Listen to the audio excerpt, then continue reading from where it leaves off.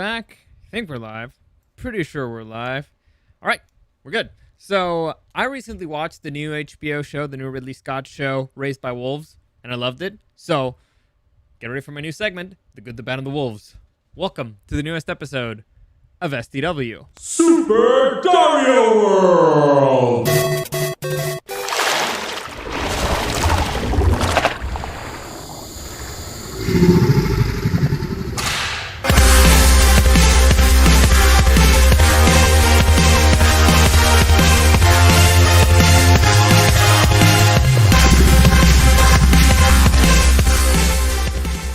So I see this thing's kind of hot here, so I'm a little concerned. I'm going to have to try to fix that later. Hopefully it wasn't too bad for your ears.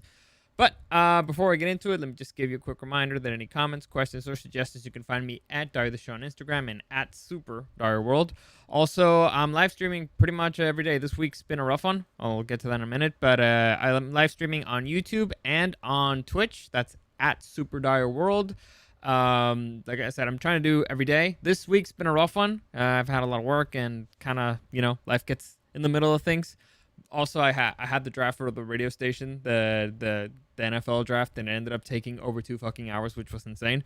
But I'm gonna try to double dip this week because you'll notice I had to prep some stuff here, and but I'll try to double dip today. Maybe I'll even double dip tomorrow. Maybe triple dip. I don't know. I'll try to get as many episodes as I can because there's 3 episodes out this week, and there's another one coming out tomorrow. So I gotta get on top of this. Also, the new season of The Boys started, and 3 episodes, so I gotta get into that ASAP. So I'm gonna probably have to double dip or triple dip for the rest of the week because I wanna be on top of that. Also, I'm loving this new system, by the way, that streaming services, they're doing 3 episodes at first and then new episode every week. It makes things more exciting, at least for me. I like it. I don't know how you feel about it, but I like it. I don't know how you feel about it, but I like it. But all right, let's get into. Also, before that, I know there's some big pieces of news that came out. There's some big news about the Oscars. There's some big news about Mulan. There's the new trailer for Dune came out. I'm kind of probably going to skip them this week because this is going to be a review week. I spent way too much time on this, and so I'm going to keep working on it. So, yeah, for this week, it's probably going to be a review week. Those topics, I will talk about them next week. So, let's get started here with Raised by Wolves. So, this is going to be spoiler-free from the beginning, and then at one point, when I break down the episode, that's when, I'm sorry, but I'm going to have to go into spoilers. So, spoiler-free review right now. I love the show, at least the pilot. It's very hard not to go through the whole thing at once, but just the pilot alone, I loved it. It's the situation. I love sci-fi for starters. I'm a big Ridley Scott guy. Ridley Scott is one of the best sci-fi directors of all time. He's really good with androids. Blade Runner, call it Blade Runner, call it Alien. So he's really, really good with androids. And here he presents us a new vision for the future, which is in many ways terrifying. A very brief summary of what the show is. Basically, atheists got in a war with theists, I guess would be what you call religious people. They destroyed Earth, but they try to colonize a planet. The atheists send a couple of androids with a bunch of human embryos, and they're going to be basically colonizing the planet that way. The theists, they went on a ship, and they're eventually gonna end up at the same spot. But it's basically androids raising humans. That's kind of the thing. So that's the premise of the show.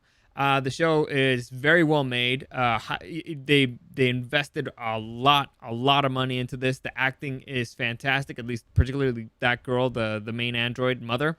Sure, her job, she does an amazing job.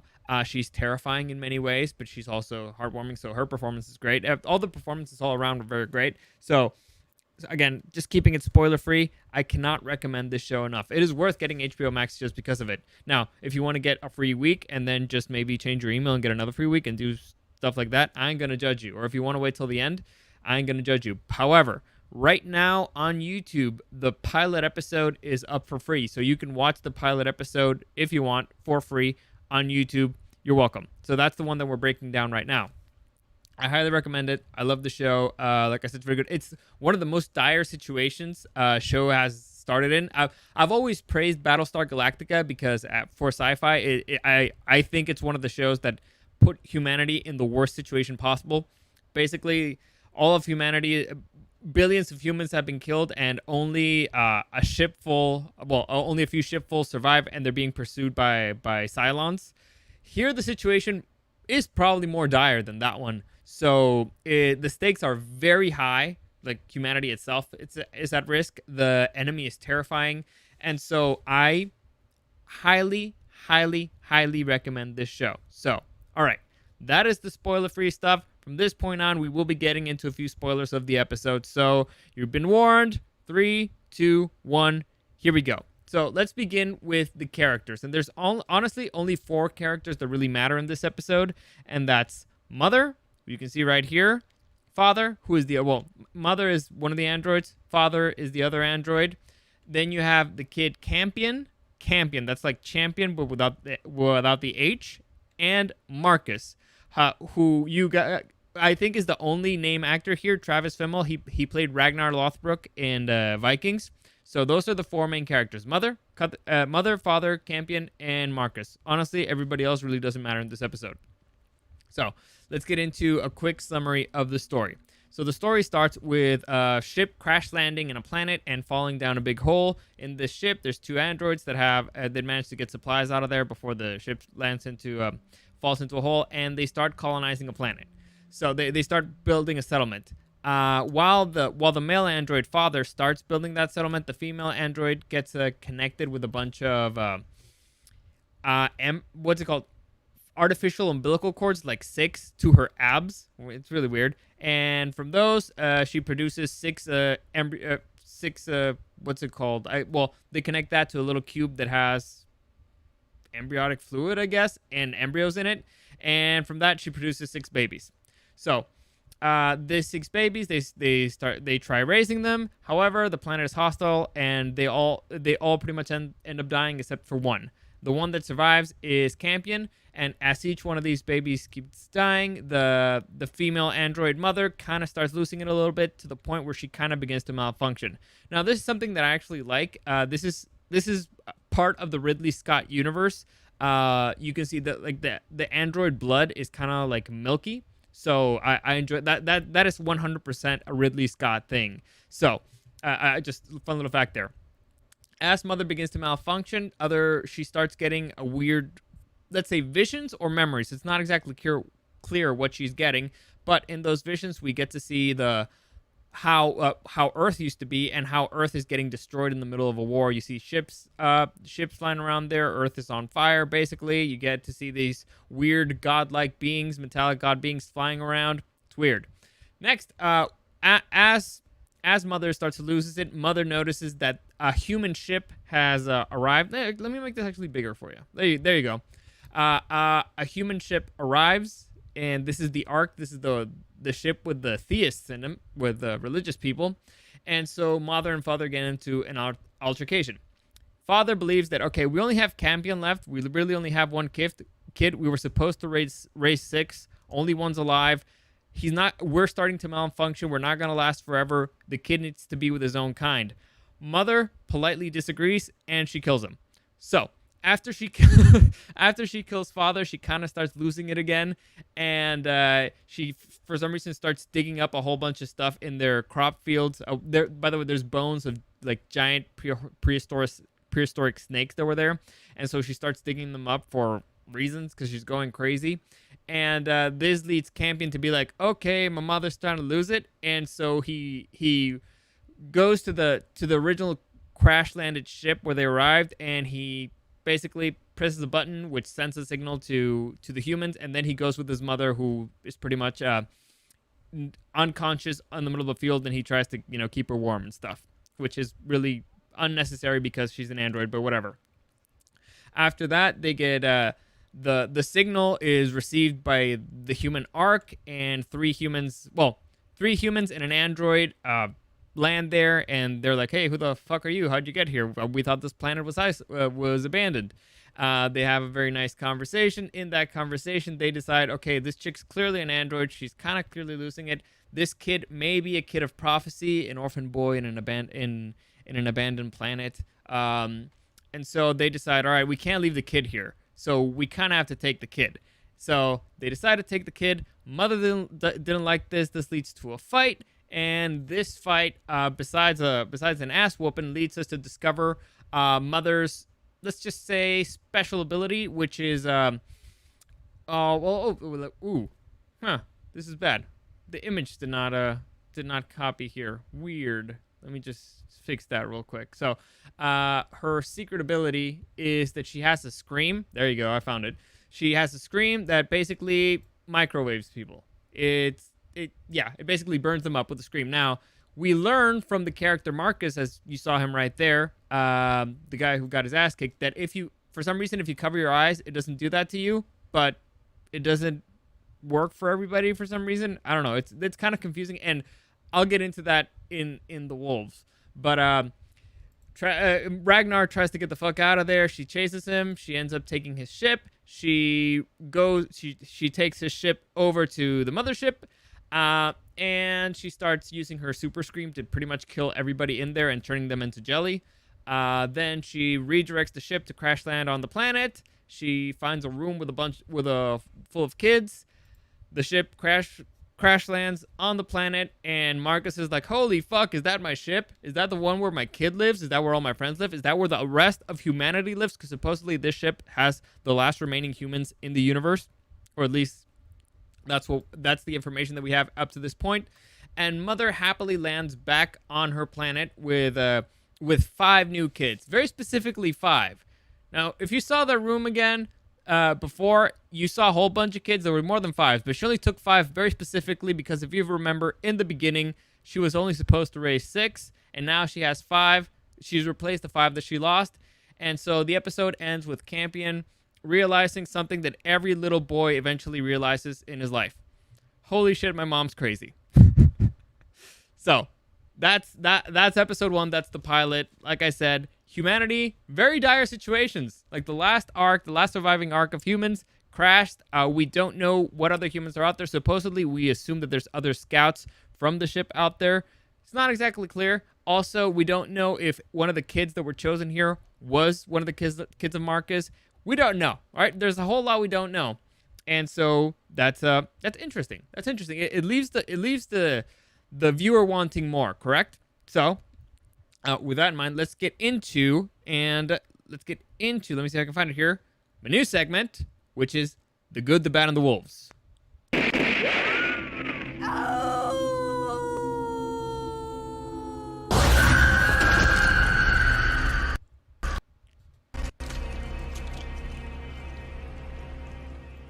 I don't know if it's my internet or something, but that thing did not play the way I wanted it to. I'm pretty sure it's my internet. Supposed to do more shots. I worked 5 minutes on it. Doesn't matter, but still, it was my work. Anyway, let me switch this out a little bit here. So here's how this is going to work. Usually in Game of Thrones, when I did Game of Thrones reviews, I had the segment called The Good, the Bad, and the Martin. And so in the good, pretty easy. I broke down the stuff that I like. In the bad, I complained a lot about every single thing that I didn't like about that episode. And in the Martin, I gave you a fun fact about George R. R. Martin or the Game of Thrones books, which are the Song of Ice and Fire, a fun fact of that universe. I did a similar thing with The Good, the Bad, and the Mandalorian, in which in the Mandalorian, I gave you fun facts about the Star Wars universe. So for this one, I'm going to give you fun facts about wolves. No, I'm kidding. No, I'm going to give you fun facts about sci-fi, or we're just going to try to understand the sci-fi of the show. I love sci-fi. I think it's one of my favorite genres of all time, and so we'll try to understand the science of it all, okay? It may not always work out the best, but we'll see. We'll see how it works out. This one, I'm actually trying to understand one thing in particular. So let's begin with the good here. Let me switch it out again. There you go, big one. So the good, the performance of Mother is by far the best performance on the show. Like most of the characters did good. Father did really well. Campion was okay. Campion is actually the narrator of the show, and so it was very important that he have a good performance, because usually when a show is when there's a kid that's very important in a show, their performance has to be really good, otherwise the show's gonna suck. So far his performance was okay. Marcus, we didn't get to see enough of him. There's a bit of a Ragnar accent in there. There's a mix of accent between Ragnar, his previous character, and he's trying to do like an American and robots. But yeah, but it's not bad, especially because honestly, you don't know where he's from. We don't know how long he's been in space. It might be just a mixture of a whole bunch of accents, so it's okay. No problem, no big deal there. But the one that takes the cake is this girl, Amanda Collin, who plays Mother. Her performance is very unsettling. At points, you feel bad for her. At points, you feel terrified from her. She's terrifying. At points, she's very creepy. So honestly, she takes the show so far. And with good reason, she is pretty much the main person here, the main character, the most important one. It's very hard to handle a robot to handle the performance of an android, because you're not supposed to have emotions. However, this is an android that's kind of starting to have certain types of emotions, and they're not all good. So, humans have humans have a thing called shame. So we're ashamed, if we're angry, if we're sad, we try to look away for stuff. She doesn't have that. So it's like she's having an emotion, but she's completely unashamed of it because she doesn't understand that she has to be ashamed. Like, honestly, it's really, she keeps your eyes on her. It's very impressive performance. And like I said, very creepy, very, very creepy. Well, at the same time, you kind of feel bad for her because, she's a mother, she's in pain, but she's also an android. Does she really feel pain? I don't know. But like I said, she takes the show. Other things that I really, really liked is all the sci-fi elements of it. I love seeing how people envision the future. So this is how seeing how they believe that we can make cube babies or fridge babies or whatever is pretty interesting, or at least it's pretty interesting to me. And also seeing the whole, like, the tech that they're going to use for the future, how they see us colonizing other planets, stuff like that. So the sci-fi elements is great, and most of them are pretty logical, and so I really enjoyed that. I particularly enjoyed a lot of that. I also really like the backstory. They don't explain a lot, but the little things that they explained, they're really good. And I'm a big fan of religious stuff in sci-fi. It's, again, going back to Battlestar Galactica. Battlestar Galactica deals a lot with religion. You wouldn't expect it from a sci-fi show, but they do deal a lot with religion. Same thing here. This show is very religion heavy, and it's funny because it's an android who created by atheists with an atheist ideology, trying to raise a human kid who has a natural disposition to. It's funny. I don't want to get too into it because I might be end up accidentally spoiling some stuff. But you have a natural predisposition to try to how. I guess you can't explain atheism without explaining theism first. And if you introduce the concept of a god, kids kind of have a thing where they want to like have like a big role model, like a big superhero. And so if you mention like the possibility of a god, of a faith, of an all powerful being, they'll be like, that sounds cool. Like it's interesting. It's, like I said, it's complex, but I like what they're setting up here. I also like the fact that that kind of the only godlike being in this planet is her. So it's and she's also a giver of life. So I see a lot of potential there. I'm very excited about it, and I also want to hear more about the war on Earth, how all this, because I'm trying to think of it. Out of all the reasons why Earth would get destroyed, a theistic war, I don't really see it.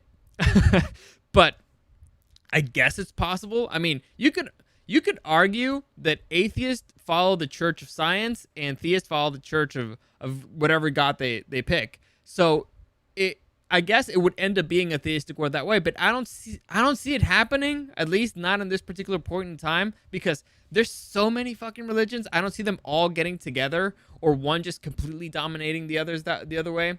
And also I don't see atheists doing the same thing. I don't know. It's weird. It's it's an interesting concept, but I guess I don't see it. So I want them to elaborate on that a little bit more. I would enjoy it. It's not necessary. I think the setup was good enough, but I would enjoy it particularly. And also, I loved the costume designs for the Mithraics. That's what they're called, the Mithraics. Because they kind of look like Templars. It's like space Templars. I think honestly, I think they look really cool. The shields are kind of whatever, and we didn't really get to see them in action. I guess in action it could be pretty different, but the whole look, the red sun on the chest, I thought it looked really cool. So all that stuff, good. So with that in mind, let's move on to the bad. And the bad here, unfortunately, also comes back to Mother. So the big deal here with Mother is they made her way too powerful. Way too powerful. I'm going to break down some of her abilities, okay? And this is the ones that we know. So, for starters, we know that she can what was called, it's not exactly raise embryos. Yeah, that she can develop embryos with her body. Now, it's not exactly clear if she has nutrients in her body and so she's transferring them to the embryos, or if she's eating something and then transferring the nutrients from what she eats onto the babies, which is what a human would do. I'm guessing that's how it is, because I don't see her in her body. And this is an issue, because if she has the nutrients already in her body, then that takes up space for other stuff. And we'll get into the space. And if she's eating the nutrients, then she would need to have some sort of a digestive system, which would take place for other stuff. And let's get into what the other stuff is. So you got that. She can develop babies. Next, my computer is really crappy right now. I'm sorry. So next we have super strength. She has a form of super strength. So yeah, you can see that between the two of them, they're raising the giant skull of something, of a snake or whatever. Next, she can shapeshift. Now, we can see her, she made her hair longer, and she made her face look like a little kid, and she can actually do that with her entire body. So, that's also pretty creepy. Next, she can fly. Again, she can shapeshift in a way, and she can start flying. Next, she can, at least she hacks the machine. She hacks the ship of Marcus, and basically doesn't allow it to take off, opens it up. Then she's bulletproof, which is always fun. Then it's not exactly clear, but she may be able to see through stuff. Now, either she's seeing through stuff, or she's using, her robot brain to see through the schematics of the ships, which allow her to know what's on the other side. But either one way or another, she's seeing through stuff. Next, she has frost breath, or like freezing breath. And it's so cold that it actually made metal easier to break. And, of course, last but not least, we have her super scream. So, that's a lot of stuff to have on one android body. All right? Now, this is, again, it takes up a lot of space in your body, because, all these are different machines. Like, the super scream machine should take up a little bit of space. The freezing machine should have something inside of her that, I don't know, releases, maybe it's liquid nitrogen, so she has to have liquid nitrogen in her. I don't know. The eyes, it's fine, I guess, doesn't really matter. The armored body, I guess it's fine as well, because it could just be her skin, and that would be the same thing as the shapeshifting. And the hacking, I guess, is standard for a super robot. But the whole having the equipment inside of her to produce babies and maybe even have a digestive system, I don't know. It's a lot. And even if let's say it makes logic that you can put all those super cool weapons inside of a machine, she's too OP. She's too powerful. Now, I'm pretty sure that they're going to walk it back on the next episode, saying that maybe she, wore herself out or something. I doubt it. But maybe she spent too much energy. But, all that stuff. And Shorty, she got attacked by what we assumed is military caliber style weaponry. Did not affect her skin.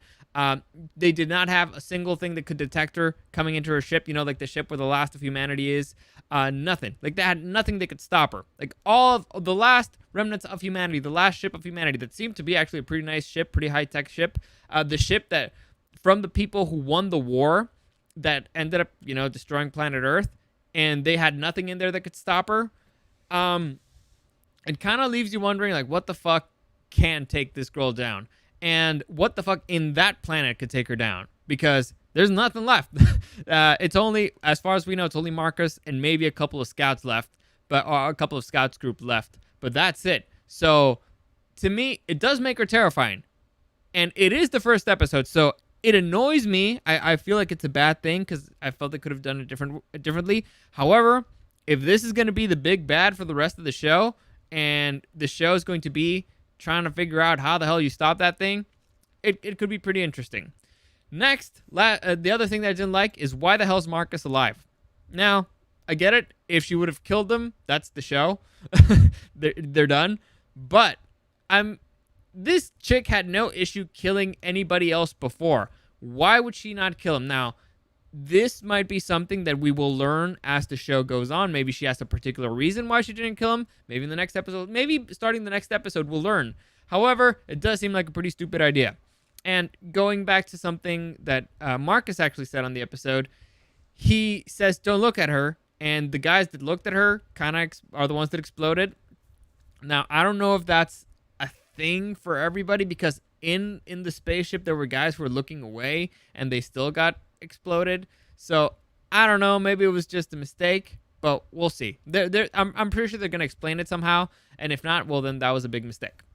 Fine. All right. And I think that's it. That's it for the bad. Let's move on to the wolves. And in the wolves, let's see if we can understand what the hell that scream is. Like that, I really, really want to understand what the hell it is. So, and I'm talking about this one. So, how the hell is that thing? At first, I thought maybe it's like a supersonic thing, but it really doesn't make much sense. And right now, I'm very confused as to how it works, because I had a theory. And the theory works on the way she attacks people on the planet. It doesn't really work as well on the ship. Let me explain. On the planet, when she uses her scream the first time that we see it, the guy kind of gets cooked. His clothing's fine. He gets kind of cooked, and he falls down dead. And he's kind of like you can see his skin bubbled up and like it got really burned, stuff like that. And that one kind of made a little bit of sense to me. However, it all kind of goes out the window on the ship one. So let me explain that one. So at first I thought maybe it's not a sonic thing.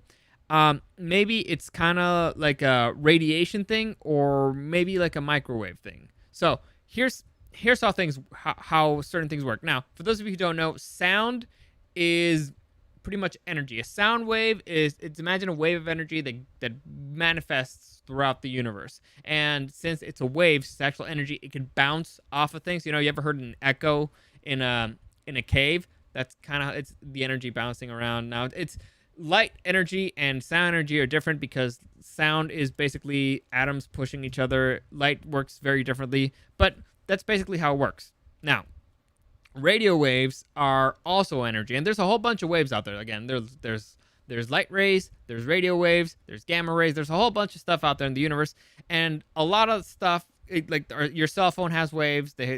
So all those those things pass through our body, and they don't harm us, because the wave, imagine a radio wave is kind of like this.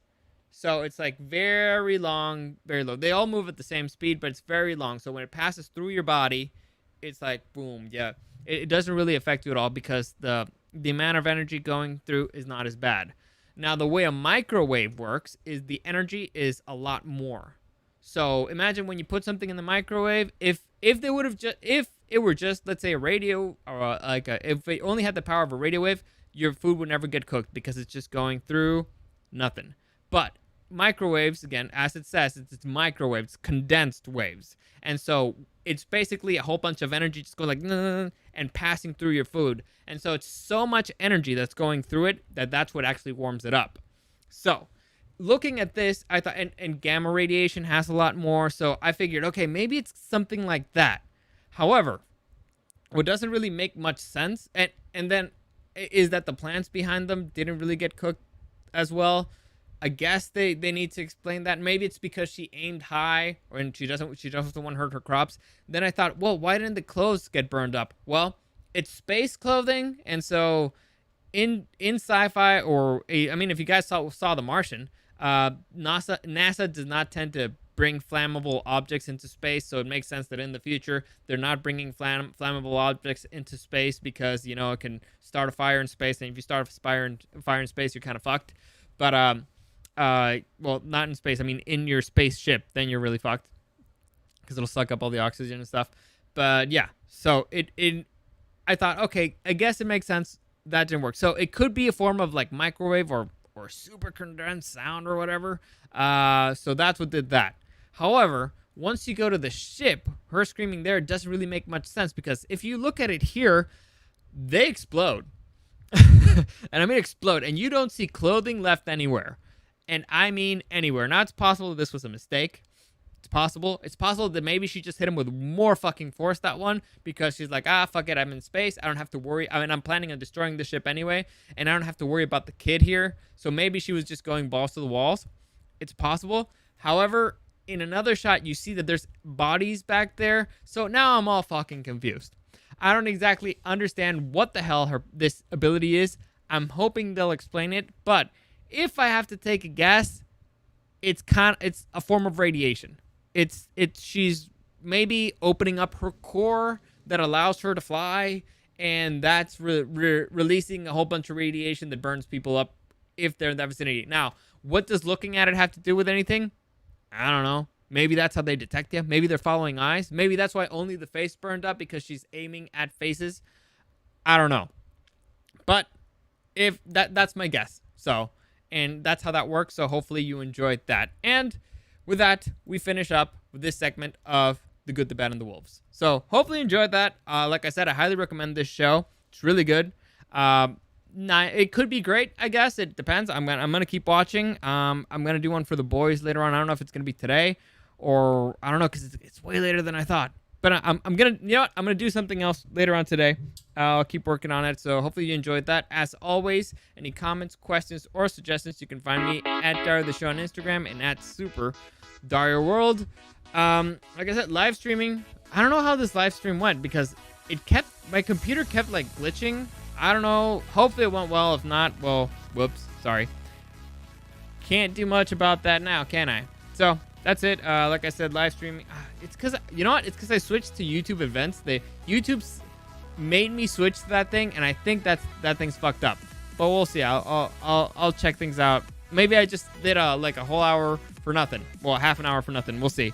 But yeah, live streaming on YouTube and on Twitch at Super Dario World. Trying to do it every day. We'll see how it goes. At least for the rest of this week, I'm gonna try to double dip. As always, as always, thanks for listening, and I'll see you again next time.